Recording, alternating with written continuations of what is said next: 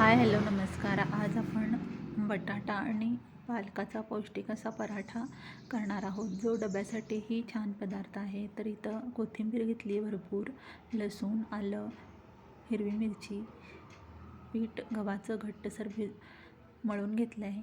मिरची थोडीशी या तेलावर छान परतून घ्यायची आपल्याला, त्यामुळे मिरचीतला कच्चेपणा निघून जातो, कारण आपण भाजी नाही करणार आहोत.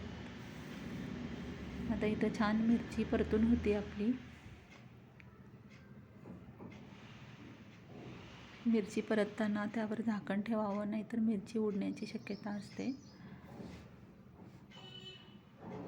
आता पालक स्वच्छ धुवून चिरून घेतला आहे. पालकाऐवजी तुम्ही कुठलीही भाजी घेऊ शकता, मेथी घेतली तरी चालेल.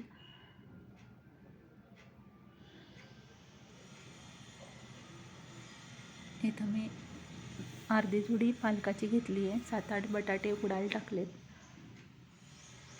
पालक चिरून झाला की बटाट्याचं साल काढून घ्यायचं आहे. ह्यात जिरे, ओवा, चवीपुरतं मीठ. आता मिरची, लसूण, आलं, कोथिंबीरचा ठेचा करून घेतला आहे. आता उकडलेले बटाटे, वाटलेला ठेचा, चवीपुरतं मीठ, साखर थोडीशी आणि लिंबू पिळून घ्यायचं आहे आणि छान सारण करून घ्यायचं आहे.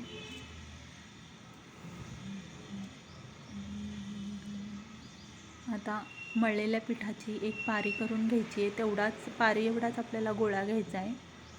सारण भरपूर भरायचं आहे, म्हणजे पराठे छान होतात आणि खायलाही छान लागतात. तुम्ही बघू शकता. आता त्यात छान मी भरून घेते सारण. हळूवार हाताने छान भरून घ्यायचं आहे आणि आपल्याला आवडतील त्या आकारामध्ये त्रिकोणी, गोल कशाही पद्धतीने आपल्याला लाटायचे आहेत आणि तुपावर, बटरवर किंवा तेलावर मस्त भाजून घ्यायचे आहेत.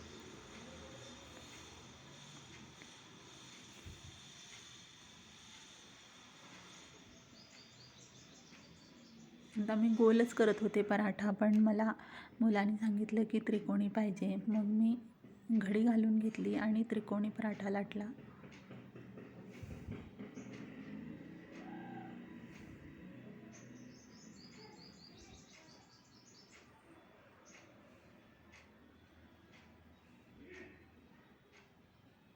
चवीलाही हे छान लागतात. नक्की करून बघा.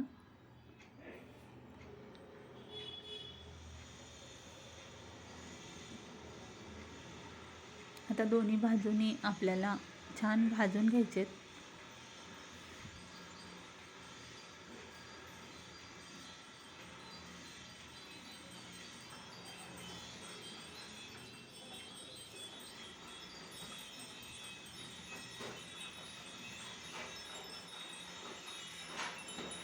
तूप लावून मी छान भाजून घेते दोन्हीकडनं खरपूस.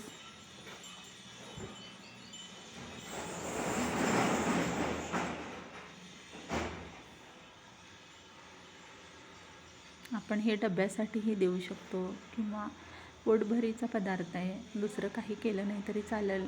2-3 पराठे खाल्ले की पोटासाठीही चांगलं आहे.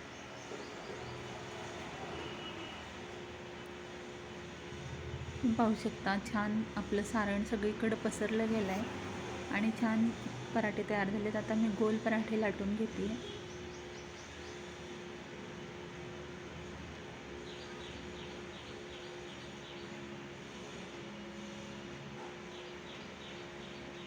लोणच्याबरोबर, दह्याबरोबर, तुम्ही कशाबरोबरही हे खाऊ शकता. व्हिडिओ आवडला असेल तर नक्कीच लाईक, शेअर आणि सबस्क्राईब करा. धन्यवाद.